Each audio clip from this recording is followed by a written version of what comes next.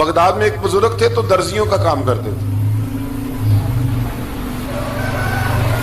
اللہ کے نبی حضرت ادریس علیہ السلام بھی درزیوں کا کام کرتے تھے.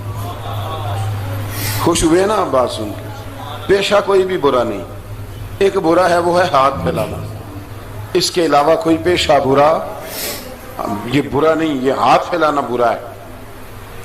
حضرت شیخ محمد بن حسن کہتے ہیں کہ وہ بزرگ جو تھے نا، امام غزالی نے لکھا ہے، وہ درزیوں کا کام کرتے تھے تو اس زمانے میں نا کھوٹا سکہ بھی کبھی کبھی آ جاتا تھا. کھوٹا سکہ پرانے لوگوں کو تو پتا ہوگا، چلو نوجوانوں کو بتا دیتا ہوں. چاندی کے سکے ہوتے تھے تو اوپر سے جب وہ کھس جاتا تھا نا نمبر، تو اس کو کہتے تھے اب کھوٹا ہو گیا. کیوں جی بزرگوں ایسے ہی ہے، وہ کھس جاتا تھا تو کہتے تھے سکہ، تو وہ چلتا نہیں تھا کہیں بھی. تو وہ بابا جی کی دکان مشہور ہو گئی تھی کہ وہاں کھوٹے سکے بھی چل جاتے، لوگ دے آتے تھے کھوٹے سکے. بہت سارے لوگ دے دیتے، بابا جی چپ کر کے قبول کر لیتے. مشہور ہو گیا، جو بھی جاتا کھوٹے سکے دے آتا، بابا جی قبول کر لیتے. پھر شام کو نا گھوڑے پہ بیٹھ کے جاتے اور دریا میں بہا. ایک دن کچھ بندے کھوٹے سکے لے کے آ گئے تو بابا جی ابھی مصلے پہ تھے، نماز پڑھ رہے تھے، تو بیٹے نے کپڑے دیے تو کھوٹے سکے وصول کیے. تو وہ کھوٹے سکے دینے والا شخص کھوٹے سکے دے رہا تھا تو وہ بچہ کہنے لگا تم نے بڑی عرصہ بیوقوف بنایا میرے ابا کو، کھوٹے سکے دے لے جاؤ. کہنے لگا تمہیں واقعی نہیں پتا چلتا کھوٹے ہیں؟ کہا ابا جی کا نہیں مجھے پتا، پر مجھے تو پتا ہے نا، اور میرا ابا شام کو کھول کے دیکھتا ہے تو پھر جو کھوٹے کھوٹے ہوتے ہیں انہیں دریا میں بہا کے آتا ہے، لے جاؤ اپنے. اتنی دیر میں بزرگ نماز سے فارغ ہوئے، کہنے لگے نہیں نہیں بیٹے رکھ لے، کھوٹے ہی رکھ لے. سننا بات. کہا جناب کیوں؟ فرمانے لگے میں کھوٹے اس لیے رکھ لیتا ہوں کہ لوگوں نے پیسوں میں ملا کے دوسروں کو بھی تو دینے ہیں نا، تو میں چاہتا ہوں چلو باقی لوگ نقصان سے بچ جائیں، ہمارا تو گزارا ہو ہی رہا ہے، باقی لوگ نقصان سے بچ جائیں.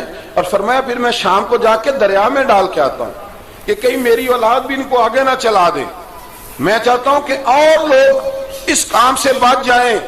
درویش کہتے ہیں کہ جب اس بابے کا آخری وقت آیا نا تو جو اس نے جملہ کہا میرا کلیجہ پھٹ گیا. آخری وقت جو اس نے دعا مانگی تو فرماتے ہیں میرے اندر وجد اور کیف کی صورت پیدا ہو گئی.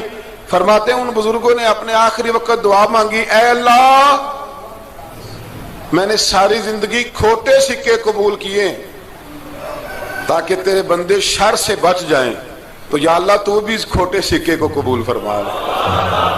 اللہ میں نے کھوٹے سکے قبول کیے، کھوٹے، تاکہ تیرے بندے تکلیف سے بچ جائیں. تو مالک میں بھی کھوٹا ہی ہوں، اللہ تو بھی اس کھوٹے کو قبول فرما لے. اور یہ دعا مانگ کے نا تو کبھی روتے کبھی ہنستے. لوگوں نے کہا کیا ہوا؟ کہتے ہیں لگتا ہے رب نے کھوٹا سکہ قبول فرما لیا، لگتا ہے کہ اللہ نے کھوٹا سکہ قبول. لوگوں کو تکلیف سے بچائیں. ہمارا وجود یارو مطلب کیا ہو جائے گا 2 منٹ کے لیے سمجھ لیں کیا ہو جائے. یعنی اگر آپ بڑے غصے سے باہر آئے اور پاپڑ بیچنے والے پہ آپ نے غصہ نکال لیا سارا، میں رات کی ڈیوٹی کر کے آیا ہوں تھکا ہوا ہوں اور تو پاپڑ بیچنے آ گیا ہے، تم لوگ بڑے نالائق ہو بدتمیز ہو. آپ نے یہ سخت جملے کہہ دیے، چپ کر کے وہ آدمی معذرت کر کے گزر گیا. وہ تو سارا دن پریشان رہے گا نا کہ میری غریبی کا مذاق اڑا. مطلب ہو کیا گیا، ہوا کیا اگر اس نے کوئی بات کر لی. اعلیٰ حضرت فاضل بریلوی کے خلیفہ تھے لاہور میں سید ابو البرکات شاہ صاحب رحمت اللہ تعالی علیہ. تو رات کو ایک شخص تراویح کے بعد حضرت سویا کرتے تھے. بہت سارے لوگ تو سو ہی نہیں پاتے رمضان کی راتوں میں، سو ہی نہیں پاتے، میں خود نہیں سو پاتا. اب تراویح سے اگر آپ 10:30 فارغ ہوئے تو 2 بجے اگر آپ کو دوبارہ اٹھنا ہے تو بیچ میں آپ کو کیا ملے گا؟ اگر آپ نے کچھ پڑھنا پڑھانا ہے، صبح درس دینا ہے، تو پھر تو آپ کے لیے بڑا اور یہ خاصا مشکل کام ہے، یہ خاصا مشکل کام ہے. آپ یقین کریں چند تفسیریں دیکھتے ہیں تو ٹائم بہت زیادہ ہو جاتا ہے. وہ پھر آگے سننے والوں پہ بھی ڈیپینڈ کرتا ہے ان کے مزاج مبارک کس طرح کے. سید صاحب رحمت اللہ علیہ نا عشاء کی نماز کے بعد تراویح پڑھ کے تو کچھ عبادت کی، کچھ مطالعہ کیا، صبح درس دینا تھا تو تھوڑی دیر کے لیے بوڑھے آدمی تھے، تھک گئے تو سو گئے. ایک بندہ نہ کہیں گیا ہوا تھا تو واپس آیا تو اس نے دروازے پہ دستک دی. تو سید صاحب کے بیٹے تھے، بخاری شریف کی شرح لکھی، بڑے عالم تھے سید محمود رضوی صاحب رحمت اللہ. رضوی صاحب کہتے میں نے دروازہ کھولا، میں نے کہا ہاں جی بولو. کہنے لگا جی میں نے سید صاحب سے ملنا ہے. مفتی اعظم پاکستان تھے وہ، لاہور میں حزب الاناف ادارہ تھا، سید ابو البرکات شاہ. میں نے حضرت صاحب سے ملنا ہے. تو کہا کوئی حکم ہو تو مجھے نہیں, میں نے انہی سے ہی ملنا ہے. یہ بھی بڑا مسئلہ ہوتا ہے, میں نے انہی سے ہی ملنا ہے. چلو ٹھیک ہے جی, انہی سے مل لو. تو کہتے ہیں اتنی دیر میں نا سید صاحب بھی اٹھ کے آ گئے. محمود کون آیا؟ تو اس نے کہا حضور میں آپ کا ایک عقیدت مند ہوں, تو میں کہیں گیا ہوا تھا تو ابھی واپس آیا ہوں, تو مسئلہ نا کئی دفعہ پوچھنا کرتا ہوں تو بھول جاتا ہوں, ذرا بات کی نزاکت کو دیکھنا, بھول جاتا ہوں. تو یاد آیا تھا تو میں نے کہا چلو ابھی پوچھ آتا ہوں, گزر رہا تھا یہاں سے. میں پوچھو. کہنے لگا جی پوچھنا یہ تھا کہ جس نے فرض جماعت کے ساتھ نہ پڑھے ہوں رمضان میں, تو کیا وتر جماعت سے پڑھ سکتا ہے؟ مسئلہ پوچھنا تھا. علامہ محمود رضوی صاحب کہتے ہیں مجھے بڑا ہی غصہ آیا. میں نے کہا کہ پتہ نہیں کوئی اس وقت مشکل آ گئی ہے جو رات کو آیا ہے. کسی وقت انسان رات کو طلاق دے بیٹھتا ہے, کوئی ایسی بات ہو جاتی ہے تو عالم کے دروازے پر, یہ تو عام سا مسئلہ ہے, سویرے بھی پوچھ لیتا. اتنی تکلیف دی اس نے, کتنی بڑی اذیت ہے. اور ایسے ہوتا ہے, ہم نہیں احساس کرتے کہ یار تھوڑا سا دیکھ لیں, ماحول کو دیکھ لیں, طبیعت کو دیکھ لیں.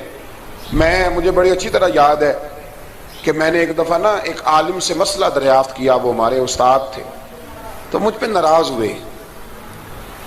میں بڑا پریشان ہوا کہ پوچھی تو میں نے دین کی بات تھی, تو استاد ہی ناراض ہو گئے. استاد واپس آیا تو یہ کہنے لگے تمہیں پتہ ہے میں شوگر کا مریض ہوں.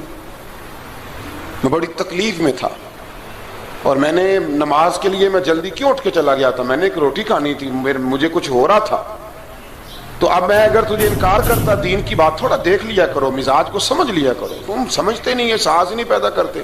وہ بڑی اس وقت چیز سمجھ میں آئی کہ کچھ چیزیں ایسی ہوتی ہیں ہر وقت انسان ایک موڈ میں نہیں ہوتا. آپ سمجھیں, بہرحال جو بات کرنا اس کو سمجھیے گا. تو وہ کہتے ہیں کہ سید صاحب نے اس کو کہا, میں بات ختم کرنے لگا ہوں, کہا کہ وہ اگر نہیں نہ پڑھے فرض جماعت کے ساتھ تو بہتر یہ ہے کہ وتر بھی جماعت سے نہ پڑھو. وہ بندہ مطمئن ہو کے چلا گیا. سید صاحب اپنے کمرے میں چلے گئے تو علامہ صاحب کہتے ہیں مجھے بڑا غصہ آیا. میں نے اس کو بلایا, میں نے کہا کہ کیا تیری جان کے مصیبت میں آئی ہوئی تھی, اسی وقت ہی مسئلہ پوچھنا تھا, اسی وقت ہی پوچھنا تھا, دن نہیں چڑھنا تھا, یا تجھے حضرت اسرائیل بتا گئے تھے کہ تیری آخری رات ہے؟ کہتے میں نے پورا غصہ نکالا اس کا. میں نے کہا تو بڑا ہی بیوقوف آدمی ہے, بوڑھے آدمی ہیں, اور بڑی مشکل سے نیند آتی ہے, آ ہی گئی تھی تو آ گیا ہے. کہتے میں غصہ کر رہا تھا تو سید صاحب آ گئے, تو آ کے مجھے ڈانٹا, چپ کر, اس طرح کسی کے ساتھ بات کرتے ہیں. پھر اس کو کہنے لگے بھائی معاف کرنا, یہ ابھی بچہ ہے, اسے پتہ نہیں. کہتے ہیں پھر مجھے کمرے میں لے گئے اور بہت بڑا ہی جملہ کہا. اگر آپ اپنا کلیجہ ٹھنڈا کرنا چاہیں نا تو اس طرح بھی کر سکتے ہیں. بہت بڑا جملہ کہا. کہنے لگے معبود مسئلہ تو میں نے بتایا, تمہیں کیا تکلیف ہوئی؟ اور پھر فرمانے لگے شکر کرو اللہ کا, اس دور میں بھی کوئی دین کی بات پوچھتا ہے. شکر کرو اللہ کا, اس دور میں بھی کوئی دین کی بات پوچھتا ہے. شکر کرو اللہ کا, کوئی دین کی بات پوچھتا ہے, ورنہ تو لوگ پوچھتے ہی نہیں. تو اگر آپ خوش کرنا چاہیں اپنے آپ, تو آپ سائیکل والے پہ غصہ کرنے کی بجائے یہ بھی تو کہہ سکتے ہیں نا شکر ہے رزق حلال کما رہا ہے, مانگ کے نہیں کھاتا, شکر ہے یہ محنت کر رہا ہے اپنی. تو آپ اپنے ذہن کو اس طرح کا بنائیں, سوچ کو اس طرح کا بنائیں. آج اس جمعے میں ہم نے ارادہ کرنا ہے کہ ہم نے آسانیاں دینے کی کوشش کرنی, ہم نے لوگوں کو تکلیف نہیں دینی, ہم نے کسی کو آزمائش میں مبتلا نہیں کرنا, ہم نے کوئی ایسا کام نہیں کرنا جس کی وجہ سے لوگ سمجھیں کہ یہ آدمی بوجھ بن گیا ہے. کبھی بوجھ نہ بنے. یارو کتنا بدبخت ہے وہ آدمی جس کے مرنے کی لوگ دعا مانگے, اس کے مرنے کی. حضرت عبداللہ ابن مبارک کے پڑوس میں ایک یہودی رہتا تھا, یہودی تھا, یہودی. حضرت عبداللہ ابن مبارک مکان بیچنے لگے. حضرت عبداللہ ابن مبارک کا پڑوسی مکان بیچنے لگا, وہ یہودی. تو کہا تو کہا کتنے کا؟ 2000 دینار کا. 2000 دینار. تو انہوں نے کہا کہ اس گلی میں, اس محلے میں تو 1000 دینار کا مکان ہے, تو تیرا 2 کا کیوں ہے؟ کہنے لگے 1000 میرے مکان کا اور 1000 عبداللہ ابن مبارک کے پڑوسی ہونے کا, اس لیے کہ اتنا شاندار پڑوسی تمہیں کبھی نہیں ملے گا جس کی ہم نے کبھی آواز ہی نہیں سنی. 1000 روپیہ لوں گا ان کے پڑوس میں جگہ دینے کا, 1000. تو وہ شخص کہنے لگا یہ تو نے عجیب بات کر دی, حالانکہ تو یہودی ہے, یہ تو نے عجیب بات کر دی. تو کہنے لگا 3 دن میری گلی میں آ کے رہ, تو دعائیں مانگے گا کہ یا اللہ میں یہیں رہنا چاہتا ہوں. وہ دعائیں مانگے گا کہ اتنا اچھا انسان, اتنا خیال رکھنے والا, اتنا خیال والا